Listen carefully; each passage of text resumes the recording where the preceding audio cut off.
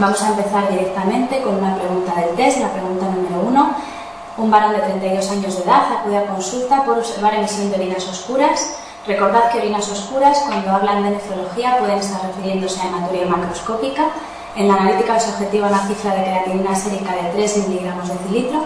Para un paciente de 32 años de edad es una insuficiencia renal importante, y en la orina encontramos la presencia de cilindros hemáticos. Cilindros hemáticos indica la presencia de oliguria y hematuria. Para que se formen los cilindros de Matías, los hematíes tienen que haber atravesado el túbulo, es una hematuria de origen glomerular, y además la orina tiene que estar enlentecida. Cuando hay un flujo bajo de orina nos debe estar indicando oliguria.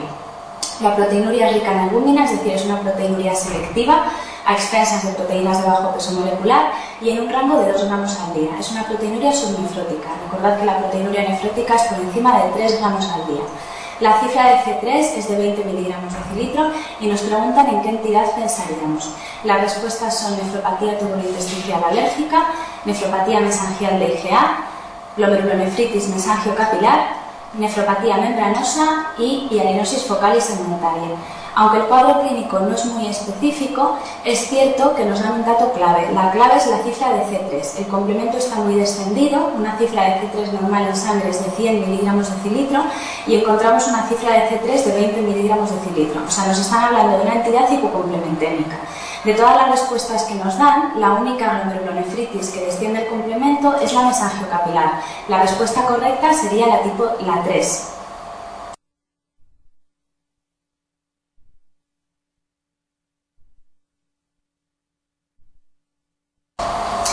Vamos a ver otra pregunta antes de entrar en tema de teoría, la pregunta número 2 del test, en la que dice que un varón de 19 años de edad, un chico joven, tiene proteinuria de 3 cruces. Es una proteinuria no cuantificada, pero al ser de 3 cruces consideramos que debe ser una proteinuria importante. Y vemos que tiene hematuria macroscópica. La cifra de C3 es de 15 y la cifra de C4 es de 5. ¿En qué entidad pensaría? Una vez más, nos están dando un cuadro clínico que no es una foto típica de una glomerulonefritis, sino que es un cuadro algo inespecífico. Nos están dando un chico joven con alteraciones del sedimento y un complemento descendido. Las respuestas son nefropatía de cambios mínimos, hialinosis focalis segmentaria, nefropatía membranosa, glomerulonefritis membranoproliferativa y nefropatía de Berger o mesangial de IgA. De todas ellas, una vez más, la única que desciende el complemento es la glomerulonefritis membranoproliferativa. La respuesta correcta en este caso sería la 4.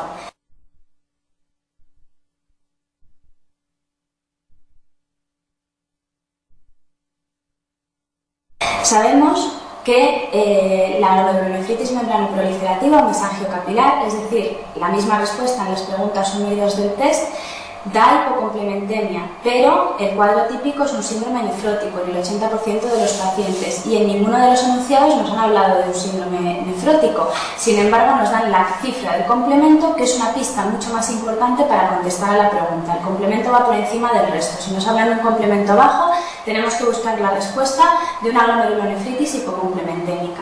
Por eso es tan importante recordar el complemento y las glomerulonefritis, cómo funciona el complemento en cada una de las glomerulonefritis, si se consume o si no se consume, si hay hipocomplementemia en sangre o no la hay. Ponemos este cuadro recordatorio de complemento y glomerulonefritis en el que vemos que las únicas 4 glomerulonefritis que pueden ser hipocomplementémicas, que son hipocomplementémicas, son la mesangiocapilar de tipo 1, la mesangiocapilar de tipo 2, la glomerulonefritis rápidamente progresiva de tipo 2, que suele derivar de una enfermedad sistémica como lupus o crioglobulinemia, y la glomerulonefritis posinfecciosa endocapilar o aguda. En la mesangiocapilar de tipo 1 tenemos activación del complemento por la vía clásica y encontramos descendidos tanto C3 como C4. En la tipo 2 tan solo se activa el complemento por la vía alterna, encontrando descenso de C3 nephritic factor y un complemento de C4 normal. En la rápidamente progresiva de tipo 2, activación por la vía clásica, descenso de C3 y C4, y en la posinfecciosa, activación por la vía alterna. Tan solo vemos descenso de C3. C4 se mantiene en cifras normales. Y hay una glomerulonefritis que tenéis que conocer, que es la mesangial de IgA, en la que se gasta C3, es decir, se consume C3, hay activación de complemento por la vía alterna y hay depósitos mesangiales de C3 junto con los depósitos de IgA, pero la glomerulonefritis mesangial de IgA gasta muy poca cantidad de complemento, de tal forma que el hígado es capaz de sintetizarlo a la vez que este se gasta y las cifras de C3 en sangre se mantienen dentro de niveles normales.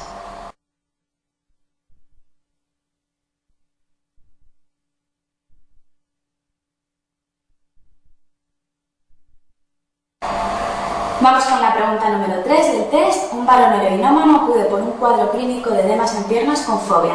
En la analítica practicada, una cifra de creatinina de 4 miligramos por litro, una insuficiencia renal una vez más importante, y en la orina una cifra de sodio de 50 miliequivalentes litro con proteinuria selectiva de 4 gramos al día y microhematuria. Nos están hablando, por tanto, de un síndrome nefrótico con proteinuria selectiva, a expensas sobre todo de proteínas de bajo peso molecular, es decir, de albúmina, y microhematuria, alteraciones del sedimento, proteinuria y hematuria, y en rango nefrótico la proteinuria. Si le hacemos una biopsia, ¿qué esperamos encontrar? Las respuestas que nos dan son nefropatía intersticial, hialinosis focal y segmentaria, fibrosis intersticial, vasculitis renal y, por último, dilatación y atrofia tubulares. En esta pregunta es fundamental una de las pistas que nos dan en el enunciado. Nos están hablando de un síndrome nefrótico en un varón, que no nos dicen que sea un niño, luego suponemos que nos están hablando de un adulto, y si solo nos dijeran un síndrome nefrótico en un adulto, tendríamos que pensar en una glomerulonefritis membranosa, que es la causa más frecuente del síndrome nefrótico en el adulto. Sin embargo, y además que no están las respuestas, vemos que nos dicen que el paciente es heroinómano. Este paciente tiene una pista muy importante para padecer hialinosis focal y segmentaria. Recordáis que la heroína se asocia a la muerte podocitaria y al desarrollo de glomerulonefritis focal y segmentaria. Además, el resto de las respuestas nos hablan de nefropatía intersticial, fibrosis intersticial, dilatación y atrofia tubulares, y cuando nos hablan de problemas a nivel de túbulo e intersticio nos suelen dar pistas como poliuria, polidipsia, nicturia. Sin embargo, aquí nos están hablando de proteinuria y hematuria y desde luego no se parece en nada el cuadro a una vasculitis. Es importante que conozcáis otras pistas que nos pueden dar, que nos den lugar a pensar en focales y segmentarias. Sabéis que los pacientes heroinómanos tienen más tendencia a focal y segmentaria porque la heroína es un tóxico per se, pero también pacientes con pistas equivalentes como tuberculosis multiresistente o neumonía por Pneumocystis carini nos hacen pensar que el paciente puede tener un VIH positivo. Estos pacientes también serían más proclives a desarrollar un síndrome nefrótico por focal y segmentaria, porque el VIH también es tóxico sobre el podocito y también puede dar lugar a esta glomerulonefritis. Además, recordad de primera vuelta que el VIH da lugar a una forma especial muy agresiva de focal y segmentaria. Esta forma agresiva se llama focal y segmentaria colapsante. Vemos aquí dos fotos. Esta es una focal y segmentaria habitual, en la que vemos parte de los glomérulos preservados y otras con zonas de hialinosis parcheada. Y este sería un glomérulo afectado por una focal y segmentaria colapsante por el virus del VIH. En esta focal y segmentaria la afectación es mucho más grave, se obliteran las luces capilares, el capilar se destruye a una velocidad muy importante y pueden precisar tratamiento renal sustitutivo en menos de un año. Por eso es muy importante tratar la enfermedad de base con antirretrovirales y la infección por VIH en estos pacientes.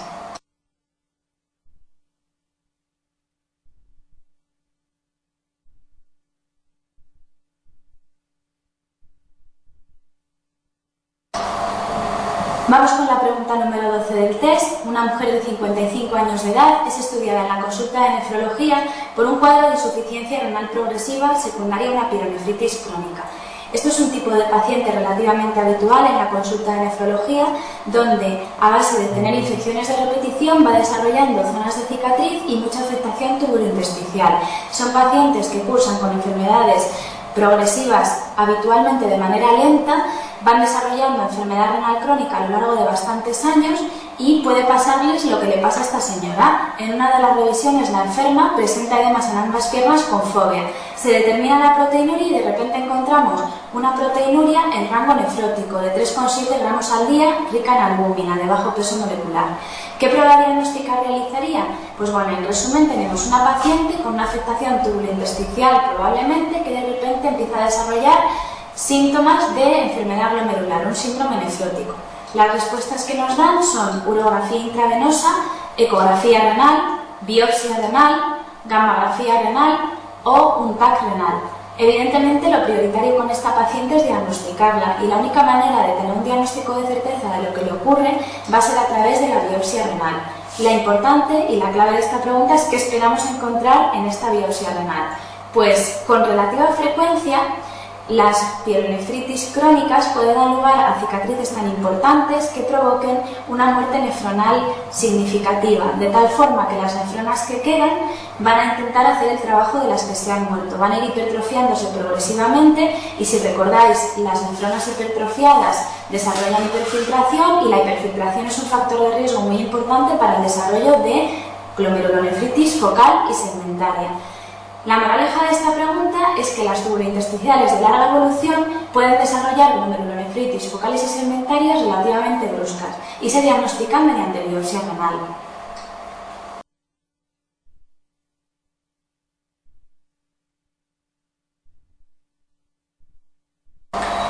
Vamos a pasar a otro tema.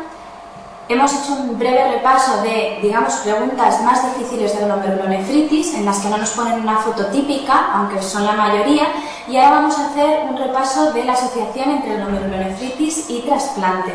Pocas veces van a preguntarnos por esto, pero sí lo han hecho en alguna ocasión y suele dar lugar a confusiones. Por tanto, vamos a ver cuáles son las glomerulonefritis que aparecen en el trasplante en según qué condiciones.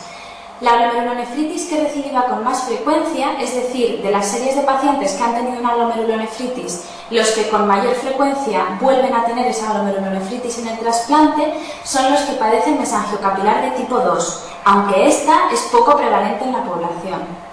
La que recidiva más rápido, la que puede aparecer en el posttrasplante en horas, es la glomerulonefritis focal y segmentaria. Recordad ese factor circulante que va a tocar a los podocitos del riñón nuevo que le hemos puesto al paciente y que puede desarrollar proteinuria nefrótica incluso en menos de 24 horas. La que aparece más de novo en población trasplantada, es decir, que no tiene nada que ver con la enfermedad que le llevó al paciente al tratamiento renal sustitutivo, es la glomerulonefritis membranosa. Esto tiene toda la lógica del mundo porque la membranosa es típica de aparición en pacientes en un rango de edad entre 40 y 60 años, la causa más frecuente de síndrome nefrótico en el adulto, y la población trasplantada suele moverse en ese rango de edad, aunque también recordad que cada vez se trasplanta gente más mayor de riñones de edad más avanzada. Y por último, la más prevalente en población trasplantada, es decir, que cuando hacemos un corte transversal en un momento del tiempo en la población trasplantada, la que vemos que aparece de forma más importante es la mesangial de IgA. Esto también tiene su lógica porque es una glomerulonefritis que cursa de manera relativamente benigna y que puede mantener el riñón funcionando durante mucho tiempo, y por eso cuando cortamos de forma transversal es la que encontramos con mayor frecuencia.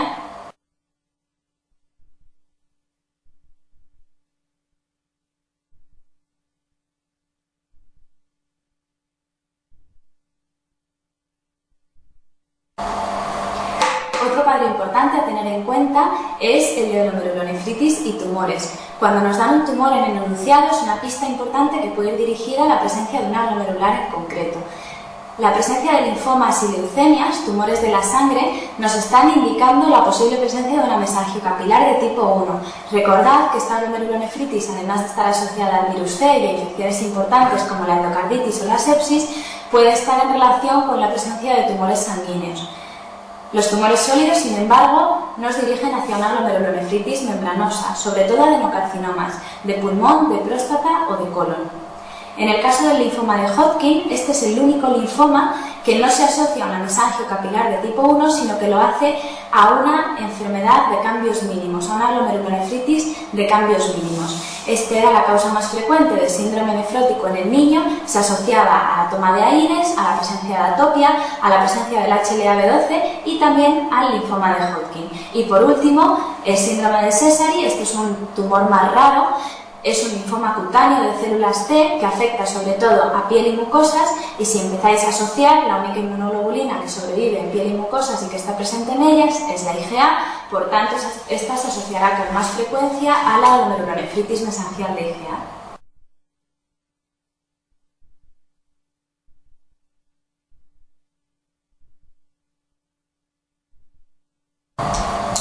Vamos con la pregunta número 4 del test. ¿Cuál de las siguientes afirmaciones es falsa en relación a la nefropatía de cambios mínimos? 1. La orina contiene hematíes en un 10% de los casos. La inmunofluorescencia es siempre normal. es la causa más frecuente de síndrome nefrótico en el niño, responde a los corticoides en un 90% de los niños afectados y se puede asociar a linfomas. Vamos a revisar una por una las respuestas. Esta es la típica pregunta en la que todo nos suena pero no sabemos exactamente lo que es cierto. Sabemos que responde a corticoides en la mayoría de los pacientes, aunque no sepamos el porcentaje, podría ser un 90%. Sabemos también que habitualmente el síndrome nefrótico de cambios mínimos es un síndrome nefrótico puro, es decir, proteinuria sin hematuria, pero bueno, podríamos llegar a entender que en un 10% de los casos haya microhematuria acompañando al cuadro. La inmunofluorescencia es siempre normal, nos suena raro porque siempre es una afirmación muy categórica. ¿Es la causa más frecuente del síndrome nefrótico en el niño? Sí, lo sabemos con certeza. ¿Y se puede asociar a linfomas? Sí, sabemos que se puede asociar al linfoma de Hodgkin. Bien, pues si nos fiamos en nuestro instinto, probablemente acertemos la pregunta. Siempre es una afirmación muy categórica en medicina. Casi siempre encontramos alguna publicación o algún estudio que se salga de la norma habitual. Pues efectivamente, la glomerulonefritis de cambios mínimos suele tener una inmunofluorescencia normal, pero debido a que se puede asociar a la atopia, podemos encontrar depósitos de inmunoglobulina E en la inmunofluorescencia, que no tiene nada que ver con la etiopatogenia de la enfermedad, pero que está ahí y que se puede ver en la histología al microscopio óptico. Por tanto, la inmunofluorescencia no tiene por qué ser normal siempre.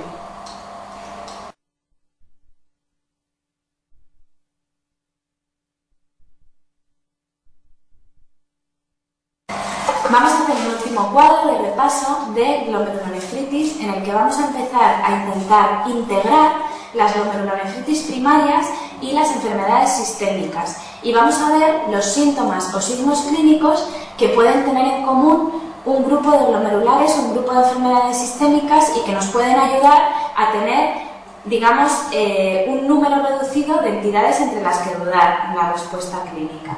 Por ejemplo, hematuria macroscópica. De primarias, de glomerulonefritis primarias, vamos a tener 4 en las que puede haber hematuria macroscópica. Para ello tiene que haber daño mesangial. A la cabeza, la mesangial de IgA, glomerulonefritis que cursa con brotes de hematuria macroscópica. También podemos ver hematuria macro en la endocapilar o aguda, en la posinfecciosa. Aquí puede haber depósitos a todos los niveles, mesangiales, subepiteliales y subendoteliales, pero es frecuente que en el contexto del síndrome nefrítico, que suele ser su debut, podamos ver brotes de hematuria macroscópica. En la mesangiocapilar, los depósitos fundamentalmente se sitúan a nivel mesangial y subendotelial. Luego también puede cursar con hematuria macroscópica. Y por último, y esta ya es un poquito más difícil de explicar, sería la extracapilar. La extracapilar, en cualquiera de sus formas, tipo 1, tipo 2 o tipo 3, puede dar un daño glomerular tan importante que pueda, digamos, afectar tanto al mesangio que exista hematuria macroscópica, aunque es menos frecuente que en las otras 3 entidades. Seguimos con las primarias. Proteinuria de más de 3 gramos al día, es decir, síndrome nefrótico, pues también lo podemos ver como clave en 4 de las glomerulonefritis. Para ello tiene que haber daño en la barrera de permeabilidad. Tenemos que encontrar depósitos fundamentalmente subepiteliales, daño podocitario directo o indirecto o subendoteliales. En el cambios mínimos sabemos que el problema se sitúa a nivel del slip podocitario, la membrana que está entre los pedicelos. Aquí vamos a encontrar como clave la presencia de un síndrome nefrótico a expensas de proteínas de bajo peso molecular, un síndrome nefrótico con proteinuria altamente selectiva. En la membranosa también es típico que veamos síndrome nefrótico. Recordad que es la causa más frecuente de síndrome nefrótico en el adulto, como lo es en el niño en cambios mínimos. Y en la membranosa los depósitos van a estar situados en la vertiente subepitelial de la membrana basal, también daño de la barrera de permeabilidad. Focal y segmentaria es otra de las entidades que pueden tener síndrome nefrótico como clave. Uno de los es el debut típico de la focal y segmentaria. Ya no tenemos daño a nivel del slip podocitario ni del pedicelo, vamos a tener muerte podocitaria. Es decir, es un daño en el podocito como en cambios mínimos, pero va a ser un daño mucho más severo que el que tiene el podocito en el cambios mínimos. Y por último, la mesangiocapilar. La mesangiocapilar en el 80% de los casos puede cursar con síndrome nefrótico. ¿Por qué? Porque puede haber muchos depósitos en su endotelio que estén dañando la barrera de permeabilidad y que den lugar a la pérdida de proteínas. Seguimos con las primarias. Síndrome nefrítico. Síndrome nefrítico no nos lo pueden dar muchas cosas. Recordad que una de las claves del síndrome nefrítico es la presencia de oliguria. Para que haya oliguria, el desarrollo de la enfermedad tiene que ser agudo o al menos subagudo. Solo lo vamos a encontrar en 3 entidades: la glomerulonefritis aguda, posinfecciosa o endocapilar, que por el mismo nombre, aguda, ya sabemos que puede cursar incluso en días. Vamos a encontrar un síndrome nefrítico grave, es el paradigma del síndrome nefrítico. Veremos hipertensión, veremos oliguria, veremos insuficiencia renal aguda y luego ya podemos encontrar proteinuria subnefrótica y la presencia de edemas. En la extracapilar, tanto de tipo 1 como de tipo 2 o tipo 3, podemos encontrar también síndrome nefrítico como debut. Recordad que es un daño glomerular muy severo por el desarrollo de las semilunas que van a desarrollar insuficiencia renal casi siempre subaguda, pero que en algunos casos puede ser también aguda con desarrollo de síndrome nefrítico. Y por último, en el porcentaje ese del 20% de las mesangiocapilares que no han dado síndrome nefrítico, el daño glomerular puede ser tan severo que haya también la presencia de un síndrome nefrítico y no nefrótico. Y por último, vamos a ver aquellas que descienden el complemento. Ya lo habéis visto en el cuadro inicial, pero lo repasamos brevemente aquí. Son las 4 que habíamos visto: la endocapilar o posinfecciosa, la mesangiocapilar tanto de tipo 1 como de tipo 2 y la extracapilar de tipo 2. ¿Para qué podemos utilizar este cuadro? Pues si nos dicen 3 de las cosas, si nos están hablando, por ejemplo, de una hematuria macroscópica con un complemento descendido, pues nos deben de estar hablando de una mesangiocapilar o de una extracapilar de tipo 2. También nos pueden estar hablando de una endocapilar, pero si nos hablan de un complemento normal, de un complemento conservado, tenemos que estar pensando en una IgA. Si nos están hablando de una glomerulonefritis donde hay síndrome nefrótico y el complemento está descendido, solo nos pueden estar hablando de una mesangiocapilar de tipo 1 habitualmente. Y si nos están hablando de un síndrome nefrítico, pero nos están diciendo que el complemento es normal, probablemente se estén refiriendo a una extracapilar de tipo 1 o de tipo 3. Pensadlo despacio, mirando el cuadro e intentando hacer algunas de las asociaciones. Con las enfermedades secundarias o las sistémicas, la cosa ya va siendo más fácil, porque nos suelen dar signos típicos de la enfermedad. Por ejemplo, enfermedades sistémicas que den hematuria macroscópica. Tenemos varias: la enfermedad de las membranas basales gruesas, la enfermedad de las membranas basales finas y una enfermedad en la que los riñones están muy aumentados de tamaño. Estamos hablando, en el primer caso, enfermedad de las membranas basales gruesas, de una enfermedad que además provoca alteraciones a nivel ocular y a nivel auditivo. Vamos a ver queratocono y lenticono y la presencia de sordera neurosensorial. Esta enfermedad la conocéis bien, es el síndrome de Alport. La segunda enfermedad que puede dar en brotes de hematuria macroscópica y que también está relacionado con alteraciones de la membrana basal, pero en este caso, en vez de formarse una membrana basal gruesa con imagen de capa de hojaldre, se forma una membrana basal fina y cursa de forma mucho más benigna que el síndrome de Alport. Además, tiene herencia autosómica recesiva. Es la hematuria familiar benigna. Por último, tenemos una enfermedad que suele cursar con brotes de hematuria macroscópica y que asocia la presencia de unos riñones gigantescos que no le caben casi en el abdomen del paciente, que tienen muchísimos quistes, que a veces debutan también con la infección de un quiste y que se asocian a una herencia autosómica dominante en el cromosoma 16. Esta es la enfermedad poliquística del adulto. Seguimos, enfermedades sistémicas donde vamos a ver proteinurias de más de 3 gramos al día. Pues no hay tantas. Las más frecuentes son 2, una por depósito y otra una enfermedad metabólica. La enfermedad metabólica la conocéis fenomenal, la nefropatía diabética.